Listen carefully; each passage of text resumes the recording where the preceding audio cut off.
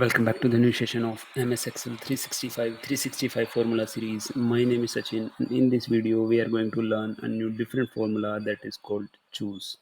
So let's start, guys. So first we'll see the description of this formula, what it says, and then but we will see like what is the syntax of this formula, and then we'll see the practical uses of this formula, how we can blend this formula, and normally how we can put this formula. So the description of this formula is choose a value or action to perform from a list of values based on an index number. So basically what this formula will do, we have to give a particular index value, and based on that index value we will have to give some criteria or list so that we can able to get our results like that. We'll see the syntax is also pretty much simple. We're supposed to give the index number, and then we have to give the values, value 1, value 2, or so on. We can give a single value also. So this is the list in front of you. So basically what this list says, I'm just hiding this for the practice because it's gonna take time. So what this list says the name and score, and this is the grade, and this is the grade criteria. For example, if a particular student gets a score less than 49, then he or she will get a grade of F, and if he get a score from 50 to 59, then D, and so on so forth. So how we can put this formula, like for example, I'm just putting the syntax. This is the one, and this is my number, comma. I can simply drag this and enter.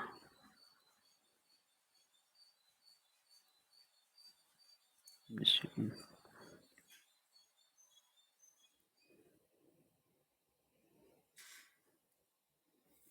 So basically this is what this formula is trying to do, but because this is not the exact number, so we are unable to get these things. So how we can put this formula, we'll show you. If you see the first condition over here, what I have done, I just give the criteria. If C5 is less than 0, sorry, greater than 0, and along with that it's less than 50, and so on and so forth, like that. Sorry, not less than, it's greater than, and then greater than equal to 60, and greater than equal to 70, and greater than equal to 80. So basically it will go one by one. For example, if it is greater than 0, then it will give the condition based on this index. If I'm just pressing 9 here, you are getting 1.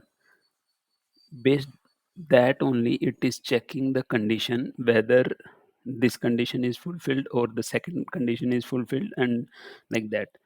If the first condition is being satisfied, then it will give you the F grade, and then D, and then C, and then B, and then A, like that only.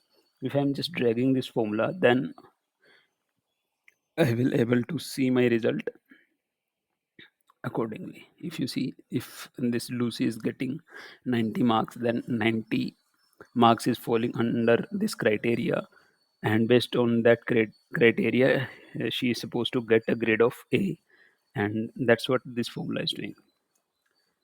Okay, so let's jump to the next practical uses of this formula. This is the list where we're supposed to compute the commission of particular employees.